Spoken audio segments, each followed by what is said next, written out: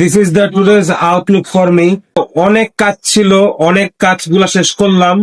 আমার ভাইয়ের ওয়ালেট হারিয়ে গেছিল, ওয়ালেট খিলগাঁও গোরান থেকে নিয়ে আসলাম, টোদাই কিনলাম, নামাজ পড়লাম। ভাই দুনিয়ায় যত যাই, যে সময় যে কাজই করো, অ্যাটলিস্ট 5 ওয়াক্ত নামাজের পাবন্দি হও। 5 ওয়াক্ত নামাজ পড়লে দুনিয়ায় যেখানে গিয়ে যে কাজই করো, নামাজ পড়ার পর মনটা যে পরিমাণে শান্তি লাগে, আসলে আমার আপনার সবার রব আল্লাহ, তো তার যদি ইবাদত না করি আসলে কার ইবাদত করবো?